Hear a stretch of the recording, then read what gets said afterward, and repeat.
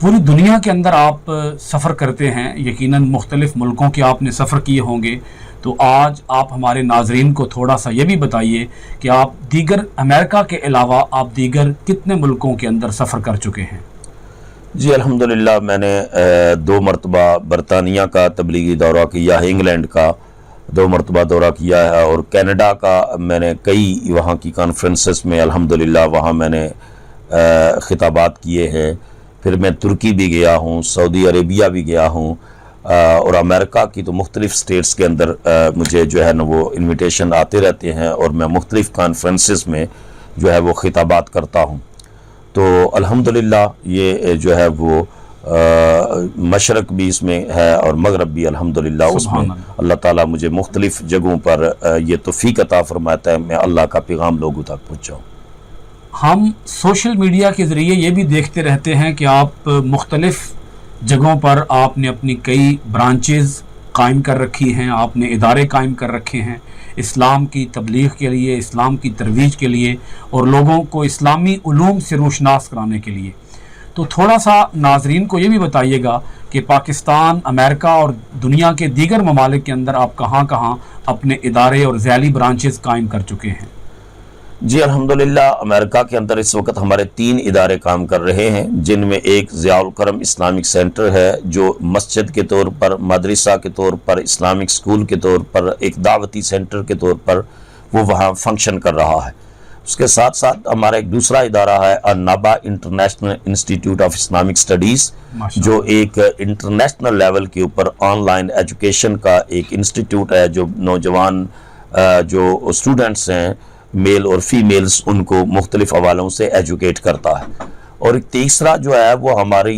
एक welfare organisation है, हमारी एक चैरिटी है जो ह्यूमन रिलीफ इंटरनेशनल के नाम से है, और ये अल्हम्दुलिल्लाह अमेरिका के अंदर भी ये काम कर रही है कि जो होमलेस लोग हैं, जो जिनके पास घर नहीं है अमेरिका के अंदर, उनके अंदर फूड डिस्ट्रीब्यूशन, उनको खाना देना, वो भी हमारी ह्यूमन रिलीफ इंटरनेशनल कर रही है। फिर साउथ अफ्रीका और सेंट्रल अफ्रीका के अंदर अल्हम्दुलिल्लाह हमारी तंजीम ह्यूमन रिलीफ जो है वो काम कर रही है। फिर पाकिस्तान के अंदर हम ज़्यादातर काम करते हैं कि यहाँ रमज़ान पैकेजेस, जो विडोज़ हैं, जो ऑर्फन्स हैं, जो मोस्ट नीडी पीपल हैं, उनके अंदर हम रमज़ान पैकेजेस तकसीम करते हैं। फिर हम इज्तिमाई कुर्बानी अल्हम्दुलिल्लाह करते हैं, और उसका जो मीट है, गोश्त है, वो गुरबा और मसाकीन के अंदर तकसीम करते हैं। फिर आज़ाद कश्मीर के अंदर हमारा काम है कि वहाँ जहाँ पानी की कमी है वहाँ हम जो है वो वाटर हैंड पंप लगवा कर देते हैं। तो अल्हम्दुलिल्लाह हमारी जो वेलफेयर ऑर्गेनाइजेशन है ह्यूमन रिलीफ इंटरनेशनल, अगरचे वो अभी बेबी ऑर्गेनाइजेशन है, अभी वो 2 साल के करीब उसको हो गए हैं लॉन्च हुए, लेकिन वो इन Pakistan, America, south Africa, Azad Kashmir के अंदर अल्हम्दुलिल्लाह वो अपनी एक्टिविटीज़ कर रही है। और इसके साथ साथ हमारा पाकिस्तान के ज़िला गुजरात के नवा में लाला मुसा के करीब अपना एक दीनी और तालीमी इदारा भी है, बच्चों और बच्चियों का दारुल मोहम्मदिया गौसिया जातरिया कलां के नाम से वो इदारा भी हमारा चल रहा है। अल्हम्दुलिल्लाह इस एतबार से दीन, तालीम और इंसानियत की खिदमत का एक हम जो है वो काम अल्लाह की तौफीक से कर रहे हैं। जी किबला, आप यकीनन एक हमाजहत शख्सियत हैं और मल्टी डायमेंशनल आप खिदमात सर अंजाम दे रहे हैं, न सिर्फ दीनी बल्कि फलाही और उसके साथ साथ रूहानी खिदमात पेश कर रहे हैं। तो थोड़ा सा ये भी बताइएगा कि आपके और क्या क्या मनसूबा जात हैं, मुस्तकबिल की कुछ आपने प्लानिंग्स कर रखी होगी, तो उसके बारे में भी हमें कुछ आगाही बख्शिएगा। जी, मैं तो ये सारी चीज़ों को जनाब अल्लाह की मदद, अल्लाह की तौफीक, उसका फ़ज़ल, माँ बाप की दुआओं का नतीजा करार देता हूँ। असातिज़ाए कराम, पीर व मुर्शद, उनकी निगाह, तवज्जो और उनकी खुशनुदी उससे ताबीर करता हूँ। तो ये अल्हम्दुलिल्लाह अमेरिका के अंदर जो है वो तो ज़ियाउल करम इस्लामिक सेंटर की आगे ब्रांचेस बनाने का अल्हम्दुलिल्लाह इरादा है कि न्यूयॉर्क के बाद जो है न्यू जर्सी और दीगर स्टेट्स के अंदर हम मसाजिद कायम करें, और अल्हम्दुलिल्लाह उस हवाले से प्लानिंग है। और उसके साथ साथ जो ह्यूमन रिलीफ है इसको दुनिया के मुख्तलिफ ममालिक के अंदर قائم کرنے اور وہاں ویلفیئر کی جو ایکٹیویٹیز ہیں وہ لوگوں کو سرو کرنا، ہیومینٹی کو سرو کرنا regardless of colour, creed, ethnicity. اب امریکہ کے اندر جب ہم نے ہوم لیس کو کھانا دیا تو ساتھ قرآن پاک بھی تقسیم کیے، اور ہم وہاں یہ نہیں دیکھتے کہ یہ عیسائی ہے یا یہودی ہے، یہ گورا ہے یا کالا ہے، regardless of religion, regardless of colour, creed, جو بھی ہے، لیکن انسان ہو تو انسان ہونے کے ناطے ہم ان کو سرو کرتے ہیں، ان کی خدمت کرتے ہیں، ان کی ضروریات کو پورا کرتے ہیں، تاکہ اللہ کی مخلوق خوش ہوگی تو اللہ تعالیٰ خوش ہوگا۔ تو اس ہیومن ریلیف کو مختلف ممالک کے اندر اس کا نیٹ ورک قائم کرنے کا ارادہ رکھتے ہیں، اور پھر اس کے ساتھ ساتھ پاکستان کے اندر جو ہے وہ ایک دینی اور تعلیمی جو سلسلہ ہے اس کو آگے بڑھانے کا ارادہ رکھتے ہیں۔ بس اللہ تعالیٰ سے وسائل اور اللہ کی مدد، اللہ کی توفیق یہ طلب کرتے ہوئے، اصل یہی مقصد ہے کہ دین کی خدمت بھی ہو، تعلیم کی خدمت بھی ہو، اور انسانیت کی خدمت بھی ہو۔ ماشاءاللہ۔ پوری دنیا کے اندر آپ سفر کرتے ہیں، مختلف جلسوں سے، مختلف کانفرنسز سے، مختلف سیمینار سے آپ کو خطاب کرنے کا موقع ملتا ہے، تو وہاں آپ کس طریقے سے دیکھتے ہیں، کس نگاہ سے دیکھتے ہیں آپ پوری دنیا کے اندر مسلمانوں کی صورتحال کیا ہے، امت مسلمہ کو کون کون سے مسائل درپیش ہیں، اور امت مسلمہ اس زوال سے کس طرح سے باہر نکل سکتی ہے؟ جی ماشاءاللہ، بہت اچھا سوال کیا علامہ میر ایاز حیدری صاحب، آپ نے بہت ایک ویژنری قسم کا کویسچن کیا ہے۔ یقیناً مجھے مختلف ممالک کا سفر کرنا ہوتا ہے، اور میں دیکھتا ہوں کہ مغرب کی دنیا نے بہت ساری وہ چیزیں اختیار کر لی ہیں جو اسلام کی چیزیں ہیں، جو قرآن پاک نے بیان کی ہیں، جو رسول اللہ صلی اللہ تعالیٰ علیہ وآلہ وسلم کی سنت مطہرہ اور حضور کی جو ہے سیرت طیبہ کے اندر سے ہمیں ملتی ہیں۔ میں چند مثالیں بھی آپ کو دیتا ہوں کہ آج یہ ہیومن رائٹس کی بات کی جاتی ہے کہ ہیومن رائٹس کا مغرب کی دنیا بہت بڑی ڈیمانسٹریٹر ہے، علمبردار ہے ہیومن رائٹس کی، کہ ہم انسانی حقوق کے لیے۔ تو میں ان کو یہ کنونس کرتا ہوں، میں کہتا ہوں کہ تم آج ہی ہیومن رائٹس کی بات کرتے ہو،